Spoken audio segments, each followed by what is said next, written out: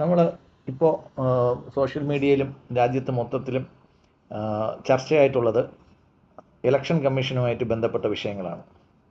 ഇവിടെ വിഷയങ്ങൾ പറയുമ്പോഴത്തേക്ക് നമ്മൾ നോക്കണം, കേരളത്തിൽ ഇപ്പോൾ ഇന്ത്യയിൽ വോട്ട് ചോരിയാണ്, ഇരട്ട വോട്ടുണ്ട്, പിന്നെ ധാരാളമായിട്ട് കള്ള വോട്ട് ചെയ്യുന്നുണ്ട്, ഒരു വീട്ടിൽ നിന്ന് ധാരാളം വോട്ടുണ്ട്. ഇത്തരം കാര്യങ്ങളൊക്കെയാണ് ശ്രീ രാഹുൽ ഗാന്ധി ആദ്യമായിട്ട് ഇടുന്നത്.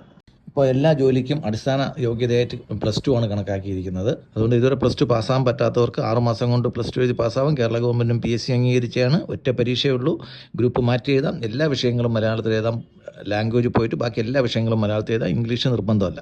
ഏകദേശം അദ്ദേഹം 10-15 വർഷമായിട്ട് ആക്റ്റീവ് പൊളിറ്റിക്സിലുള്ള ആളാണ്. ഇതൊക്കെ എല്ലാ സംസ്ഥാനങ്ങളും നടന്നിട്ടുള്ള കാര്യങ്ങളാണ്. ഇതിനകത്ത് എല്ലാ രാഷ്ട്രീയ പാർട്ടികളും ഒരുപോലെ ആവശ്യപ്പെടാത്ത ഒരു കാര്യമാണ് ഞാനിവിടെ ഉന്നയിക്കാൻ പോകുന്നത്.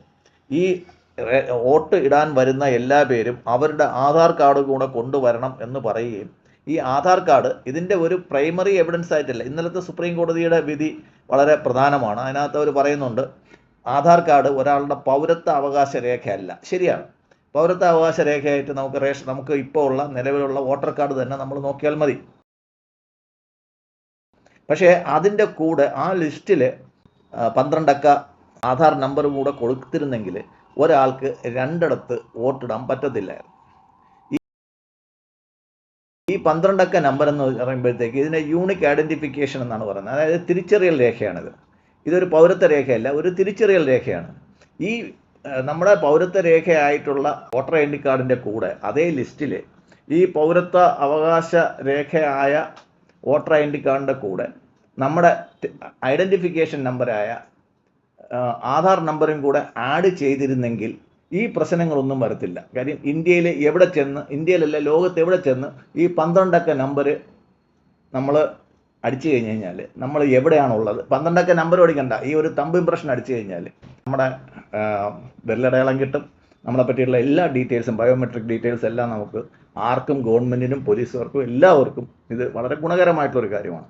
അമേരിക്കയിൽ പോലും ഇത്രയും വലിയ ഒരു എക്സസൈസ് ഇതുവരെ നടന്നിട്ടില്ല. അവർക്ക് പോലും ഇത്രയും വ്യാപകമായിട്ടുള്ള, നമ്മളെക്കാളും നമ്മുടെ 10-1 ജനസംഖ്യയുള്ള രാജ്യങ്ങളിൽ പോലും അവർക്ക് ഇതുവരെയും ചെയ്യാൻ സാധിച്ചിട്ടില്ല.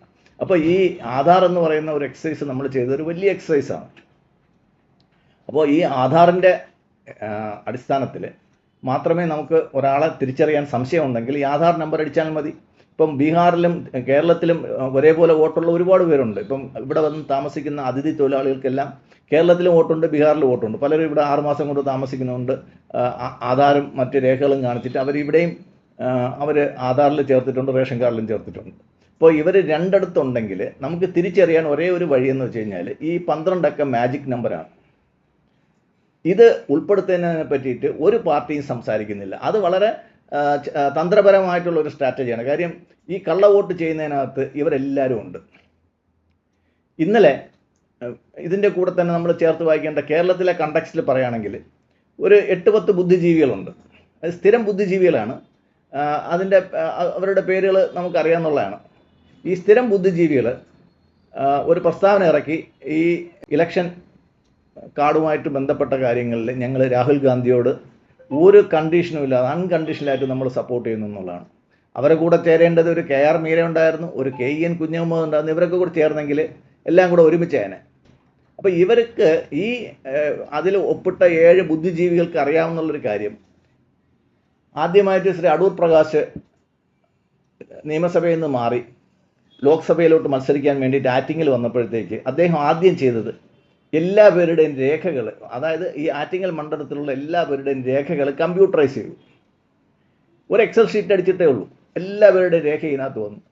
അതിൽ ഒരേ പേരുള്ളവരാരൊക്കെ, ഒരേ അഡ്രസ്സ് ഉള്ളവരാരൊക്കെ, ഒരേ വോട്ടർ ഐ ഡി കാർഡുള്ള ആരൊക്കെ, അങ്ങനെ ഏകദേശം 1,72,000-ഓളം പേരെ ഇവർ കണ്ടുപിടിച്ചു. ഈ കേരളത്തിലെ ബുദ്ധിജീവികൾ എന്ന് പറയുന്ന സാംസ്കാരിക നായകൾ, ഞാൻ അങ്ങനെ തന്നെ ആ വാക്ക് ഉപയോഗിക്കുകയാണ്, ഈ സാംസ്കാരിക നായകൾ കണ്ടതാണ് ഈ 1,72,000 വോട്ട് ഒരു മണ്ഡലത്തിൽ തന്നെ കൂടുതലുണ്ടെന്ന്.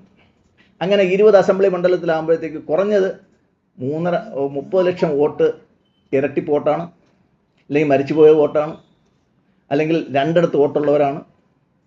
ഇത് ആറ്റിങ്ങൽ മണ്ഡലത്തിൻ്റെ കാര്യം മാത്രം എടുത്തപ്പോഴത്തേക്കാണ് വന്നത്. ഈ ആറ്റിങ്ങൽ മണ്ഡലത്തിലുള്ള പലർക്കും തിരുവനന്തപുരം മണ്ഡലത്തിലെ വോട്ടുണ്ട്. അപ്പോൾ ഇത് കഴിഞ്ഞ 6 വർഷത്തിന് മുമ്പ് തന്നെ ഇവരുടെയൊക്കെ ശ്രദ്ധയിൽപ്പെട്ടതാണ്. എന്നിട്ട് അതിന് വേണ്ടിയിട്ട് എന്തെങ്കിലും ഒരു കറക്റ്റീവ് ആക്ഷൻ ചെയ്യാൻ ഈ ബുദ്ധിജീവികൾ എന്ന് പറയുന്ന നായകൾ പോയിട്ടുണ്ടോ? ഇല്ല. കാര്യം അവർക്കും അറിയാമെന്നുള്ള കാര്യമാണ്.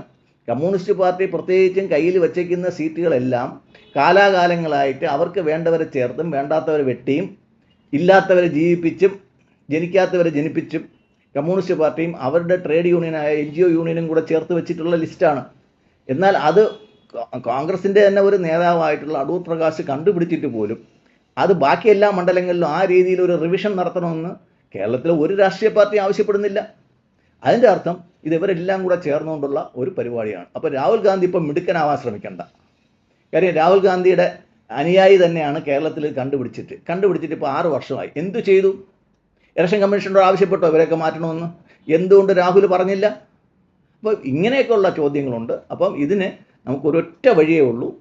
ഈ ഇലക്ഷൻ കാർഡും ആധാർ കാർഡും കൂടെ യോജിപ്പിക്കണ്ട. പക്ഷേ ഈ ഇലക്ടർ പട്ടികയിൽ ആധാർ കാർഡ് ഉള്ളവരുടെ ആധാർ നമ്പർ എഴുതി കഴിഞ്ഞാൽ തീരാന്നുള്ള പ്രശ്നമുള്ളൂ. അപ്പോൾ ഒരാൾക്ക് രണ്ടിടത്ത് ഒരിക്കലും ഈ ആധാർ നമ്പർ ആഡ് ചെയ്യാൻ പറ്റത്തില്ല. അപ്പോഴേ തന്നെ കമ്പ്യൂട്ടറിൽ ചോദ്യവാങ്ങി വരും. അപ്പോൾ നമുക്ക് ഈ രാഹുൽ ഗാന്ധി പറയുന്ന പ്രശ്നങ്ങൾക്കെല്ലാം പരിഹാരമായിട്ടുള്ളത് ആധാർ കാർഡിൻ്റെ നമ്പരും കൂടെ വോട്ടർ പട്ടികയിൽ ചേർക്കാനുള്ള സന്മനസ് കാണിച്ചാൽ മതി. നന്ദി, നമസ്കാരം.